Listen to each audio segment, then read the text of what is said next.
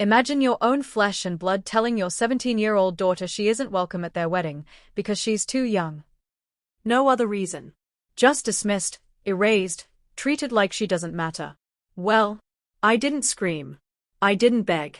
I just said 4 quiet words: we won't be attending.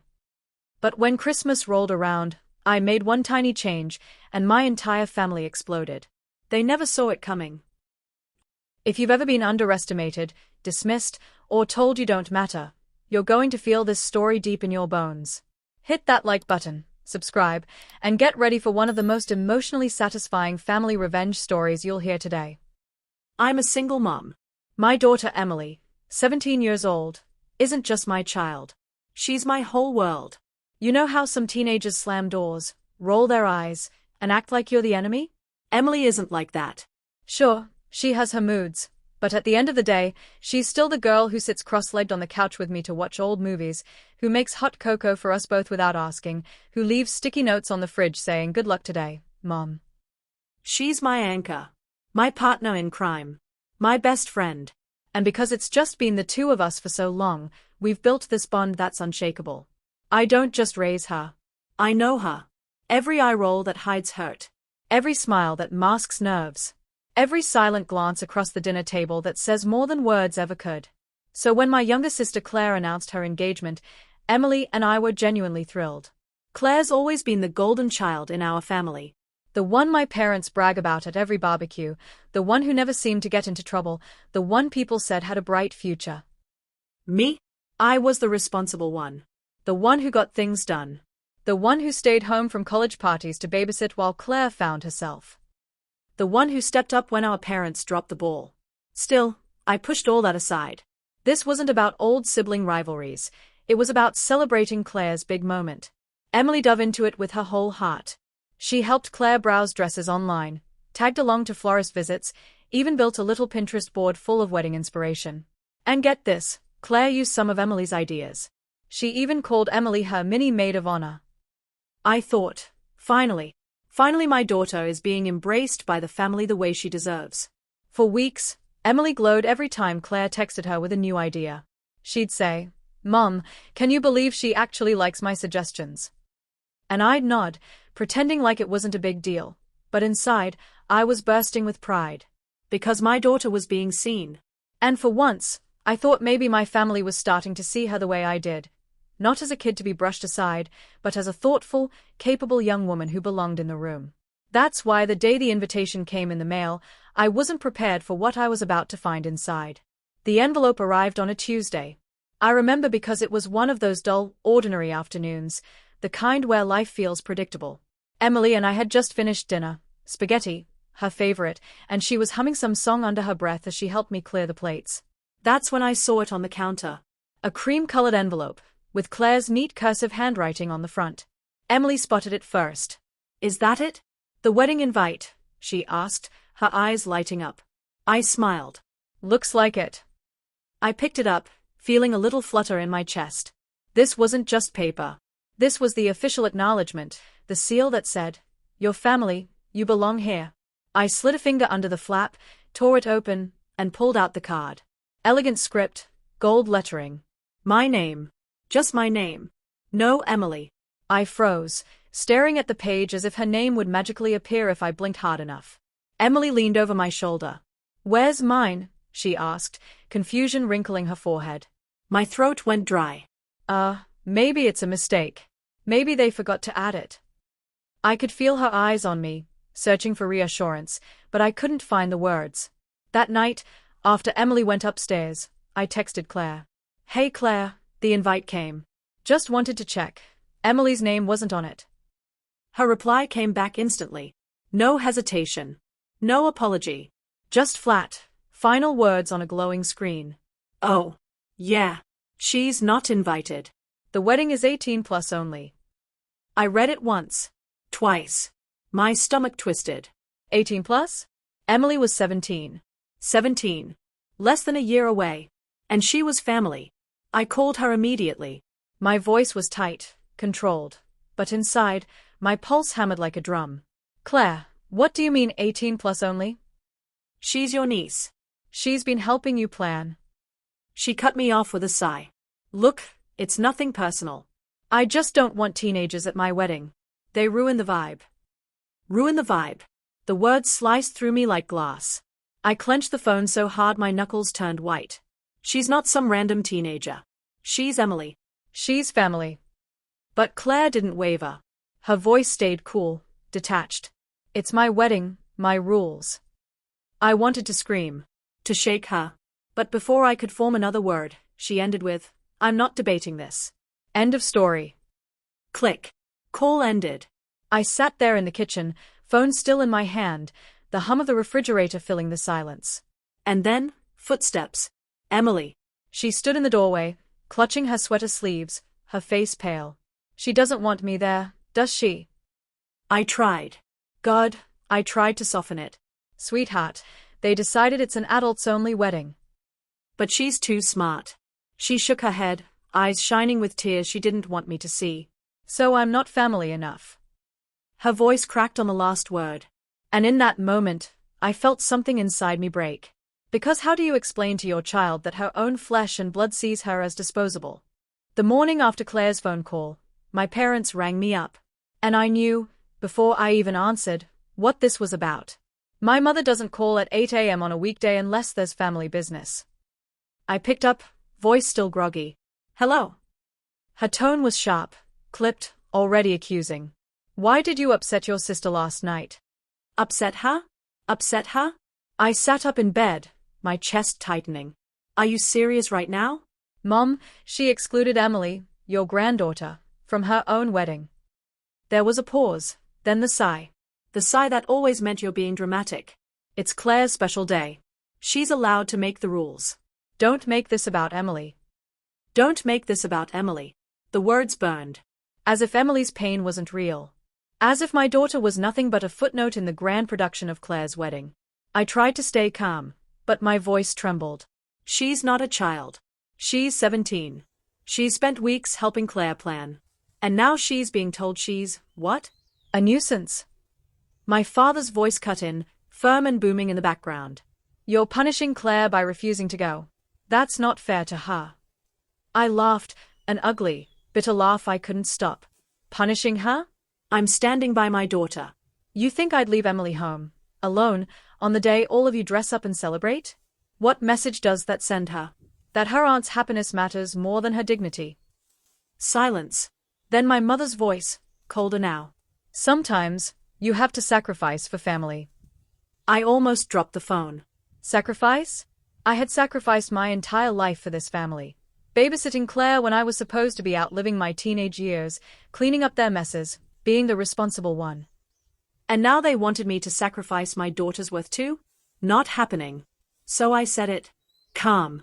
Clear. No room for negotiation. If Emily isn't welcome, then neither am I. The explosion was immediate. My mother gasped like I'd cursed in church. My father's voice thundered. You're being ridiculous. This is the most important day of your sister's life. You'll regret missing it. But deep down, I already knew the truth.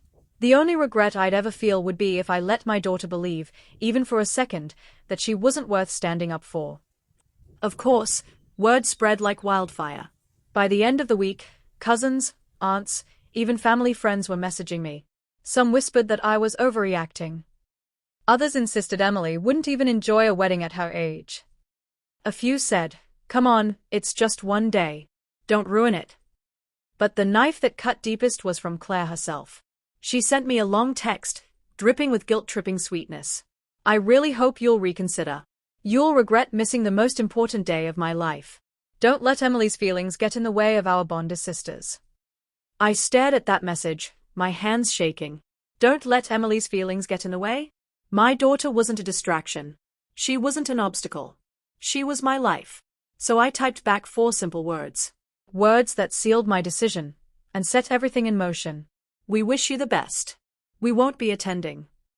And I hit send. The backlash was immediate, the family group chat lighting up like a Christmas tree. Some accused me of being petty. Others begged me to think about the bigger picture. But as I sat there that night, Emily curled up beside me on the couch, head on my shoulder, whispering, Thanks, Mom. I knew I'd made the only choice that mattered. The weeks leading up to Claire's wedding were some of the loneliest of my life. Usually, when family weddings happen, there's a buzz. Group chats full of last-minute dress pics. Phone calls about seating charts. Whispered gossip about which cousin will show up late or which uncle might drink too much. But this time, for me and Emily, silence. We weren't included in the rehearsals.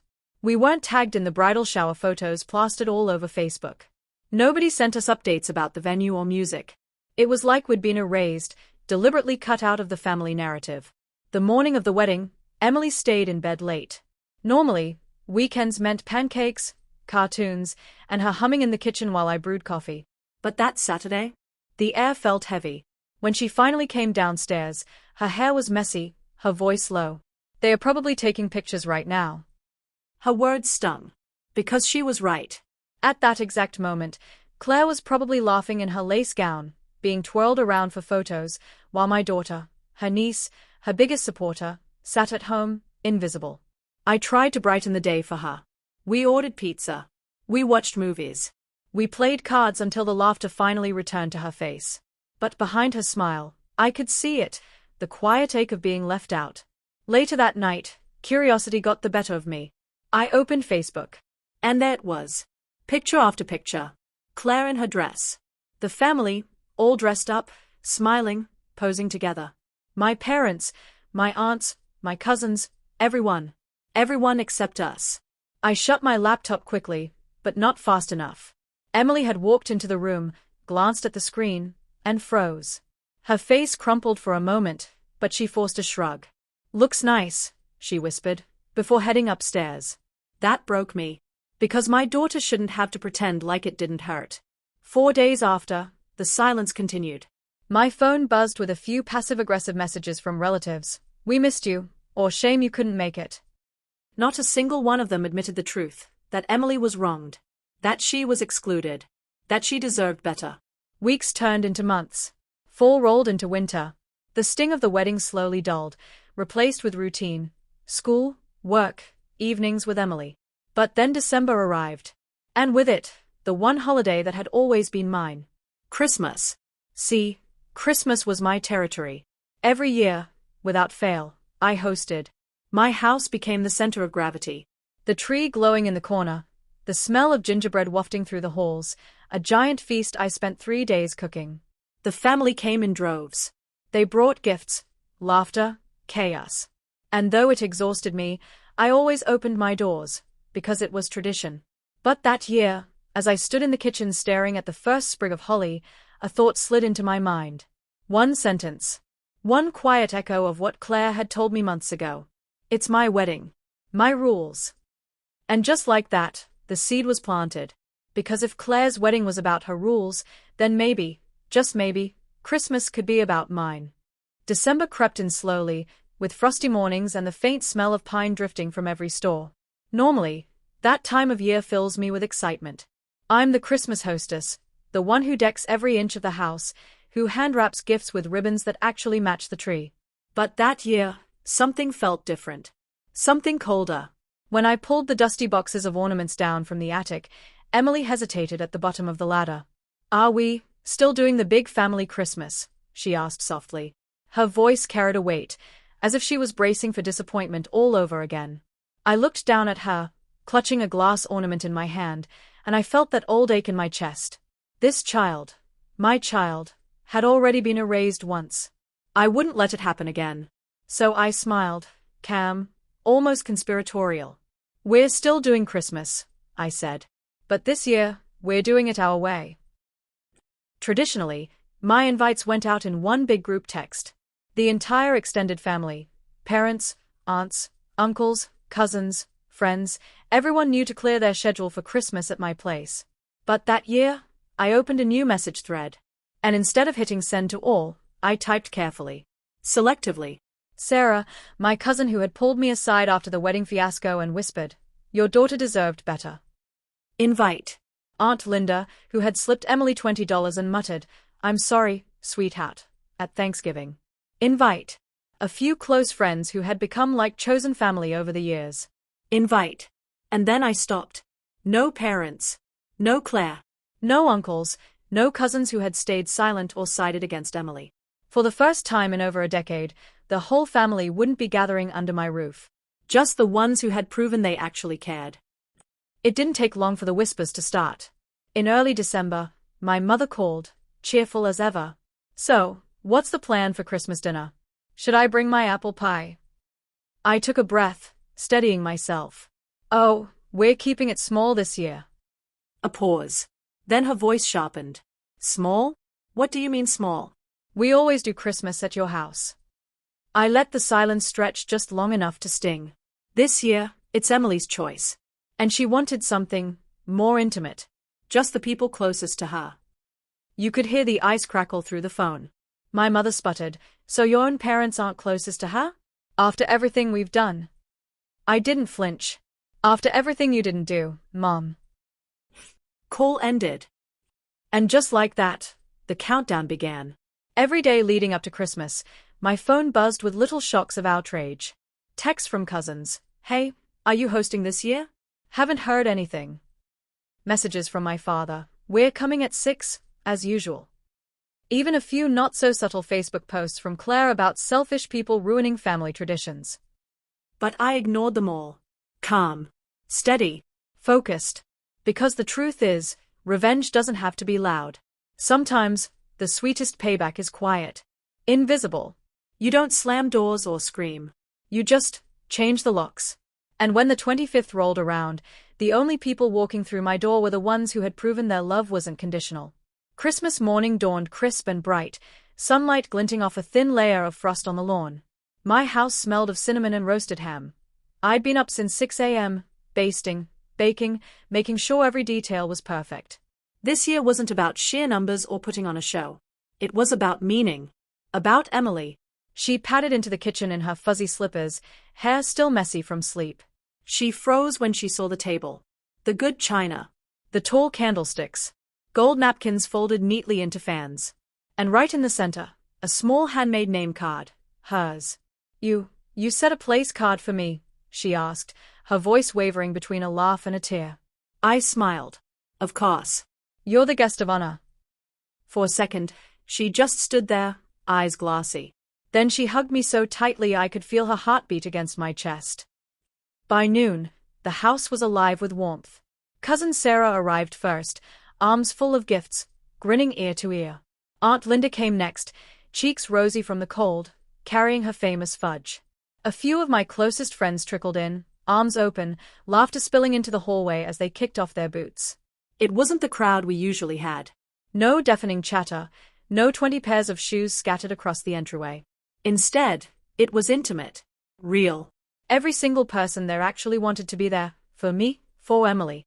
We ate, we laughed, we sang along to carols that played softly from the speaker. Emily sat at the table glowing, no longer the forgotten niece shoved to the side, but the center of the celebration. And for a few blissful hours, it felt like Christmas finally meant what it was supposed to: love, acceptance, belonging. But of course, outside my little sanctuary, the storm was brewing. My phone had been buzzing nonstop since morning. Calls from my parents. Texts from cousins. Missed FaceTime attempts from Claire. At first, I ignored it. But by late afternoon, curiosity won.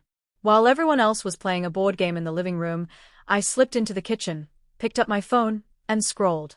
The messages hit like a tidal wave. "Where are you?" "We're sitting at your house right now, and no one's answering the door." "Are you seriously hosting Christmas without your own family?" "Unbelievable. You've ruined everything." And then, the pièce de résistance, Claire's text, long, furious, dripping with outrage. "So Sarah and Aunt Linda get to come, but your own sister doesn't?" Wow. Petty much. You're tearing the family apart. I stared at the screen for a moment, then typed back one single line. My house. My rules. And I set the phone down, walked back into the living room, and joined the laughter. The contrast couldn't have been sharper. Inside, joy and warmth. Outside, anger and chaos. For the first time in years, I didn't feel like I was carrying the weight of everyone else's expectations. I wasn't the responsible one holding the family together. I was the mother who had chosen her daughter, and it felt incredible.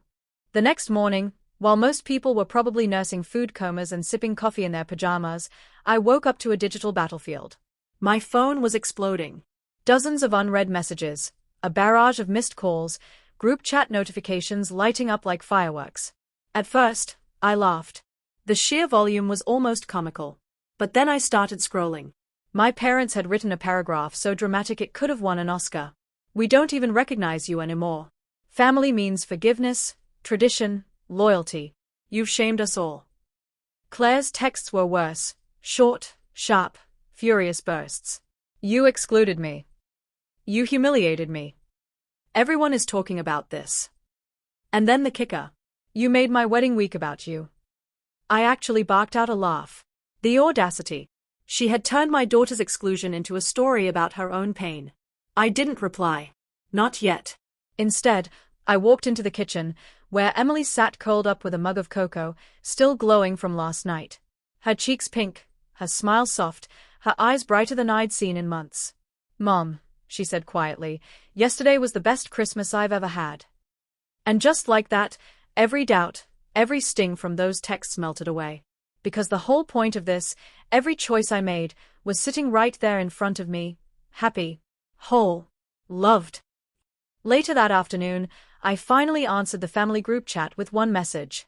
Just one. Emily was unwelcome at the wedding. You made that clear. So I chose not to subject her to another family event where she'd be pushed aside. Christmas was about her. If you can't accept that, maybe the problem isn't me.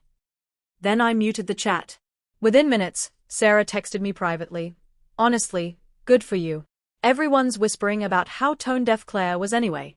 Don't let them guilt you." Aunt Linda chimed in too. "You did the right thing. Family is who shows up for each other. Proud of you." And that's when it hit me.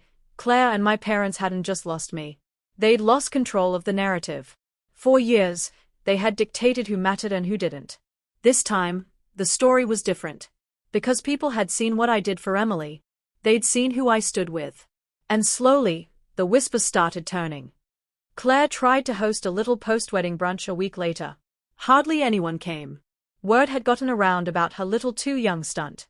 My parents showed up, of course, but the cousins? The friends? The extended relatives? They politely declined. Because here's the thing, you can exclude someone from a party. But once people see you exclude a child, your own niece, people remember. They start questioning what else you've done behind closed doors. And me? I stopped questioning myself. For the first time, I felt free of the constant cycle of be the bigger person, keep the peace, don't rock the boat. I had rocked the boat. And instead of sinking, I found calmer waters. That Christmas became the new tradition. Smaller, warmer, real. And every year since, Emily sets out her own little name card at the table, smiling at me as if to say, I belong. I always will. And you know what? That's the sweetest revenge of all. You know, people always think revenge has to be loud. Explosive. A grand finale with fireworks and shouting matches. But the truth? Sometimes the sweetest revenge is quiet. It's choosing your child's joy over someone else's tradition. It's refusing to hand over your peace just because people demand you play by their rules. It's creating a space where your kid knows, beyond any doubt, that they matter more than appearances, more than family image, more than anyone's fragile ego. My family wanted me to fold. To cave. To apologize for daring to make Christmas about the one person they tried to erase. But I didn't. And now, years later, they are the ones stuck with the hollow silence of their own choices. The empty brunches. The fractured gatherings. The awkward whispers that never go away. Meanwhile, I have something they'll never get back, my daughter's trust. Because Emily knows, she's always known, that I'll stand with her, no matter who stands against us. And that's worth more than any invitation. So if you take anything from this story, let it be this. Sometimes revenge isn't about destroying the people who hurt you. It's about building something stronger with the ones they tried to break. And when you do that, you don't just win. You heal.